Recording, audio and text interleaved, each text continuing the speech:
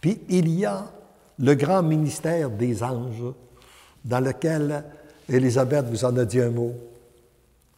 Nous avons été sensibilisés au ministère des anges déjà depuis plus de 20 ans, par, entre autres, moi, ça a été, je sais qu'il y a des gens ici qui m'en ont parlé, le père Lucien Bellavance de la Trappe d'Oka, qui m'avait sensibilisé au ministère des anges. Et lui, il avait commencé par me dire, je disais, on a un ange gardien, oui, mais il dit, il y en a aussi un autre qui tourne alentour. Il y a un bon ange puis un mauvais ange. Puis les deux se battent régulièrement pour être plus près de toi. Puis il dit, si tu veux savoir lequel est le plus près, bien regarde comment tu files, comment tu te ressens intérieurement. Si tu es heureuse, tu es dans la joie, tu es dans la paix, bien c'est ton bon ange qui s'est approché de toi. Mais si tu es angoissé, tu es agressif, à ce moment-là, c'est le mauvais ange qui s'est approché de toi. Alors, puis il dit, quand un s'approche, ben l'autre s'éloigne. Alors, plus toi, tu décides de faire de la place à ton bon ange, plus tu agis des bonnes actions, plus tu pries, plus tu es en adoration, plus tu es en communion, tu es toujours en relation avec ton bon ange. Alors donc, l'autre est obligé de fuir, il n'y a plus de chance. Il n'y a plus de chance et c'est réellement une nouvelle vie qui commence dans la paix, dans la joie, dans le bonheur. Et moi, à la suite de ce mystère des anges-là, je m'en suis servi régulièrement, même dans le milieu des affaires. Et je vous invite, moi je me suis dit, bon, ben c'est la Vierge Marie qui a un cœur de mère, elle sait ce dont on a besoin. Et puis, elle est en même temps la reine des anges. Alors elle peut donner ordre aux anges.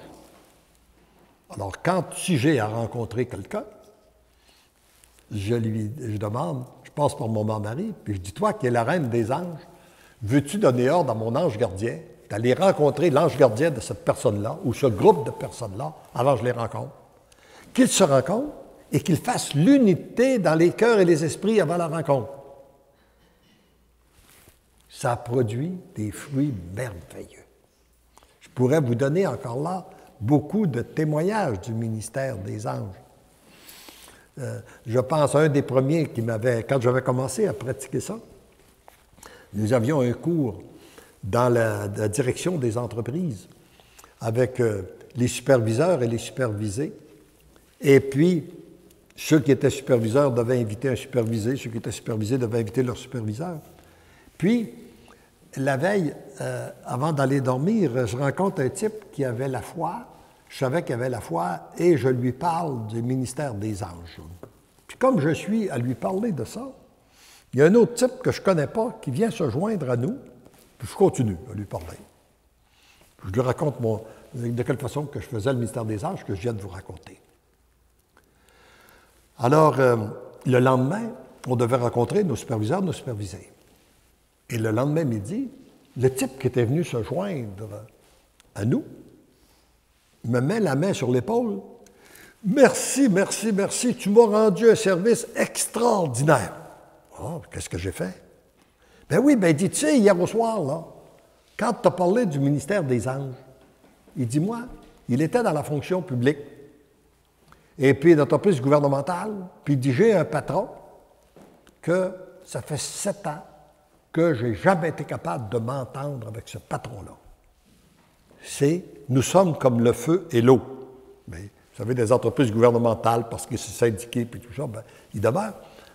Ils doivent se supporter. Là, il dit, j'avais une rencontre avec lui ce matin.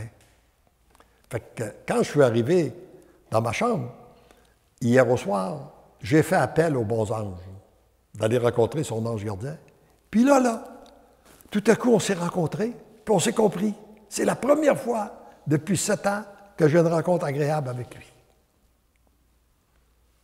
Un autre petit témoignage.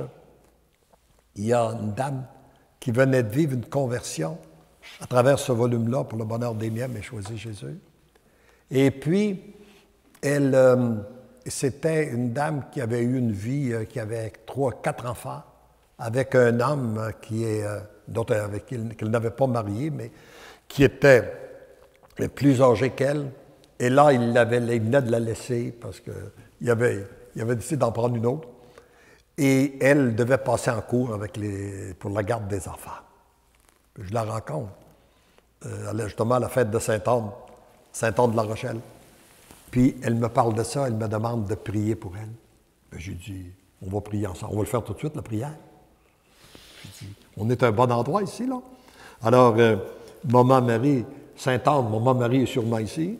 Alors, on va demander à Maman Marie de donner ordre aux anges gardiens d'aller rencontrer, de nos anges gardiens, d'aller rencontrer l'ange gardien du père de tes enfants, des avocats, du juge et tout ça, là, qu'ils se rencontrent et qu'ils fassent l'unité avant la rencontre de demain.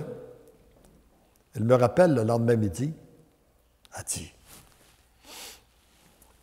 tout enthousiaste, elle dit, ça n'a pas de bon sens ce qu'on a vécu. Elle dit, on est arrivé là, je suis arrivé là avec mon avocate.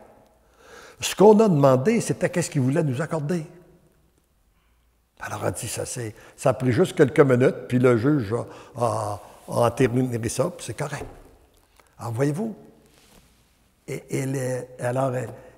puis son avocate a dit, mais si j'avais à pratiquer ma profession, toujours dans des conditions de même, ma profession, ça serait extraordinaire. Hein?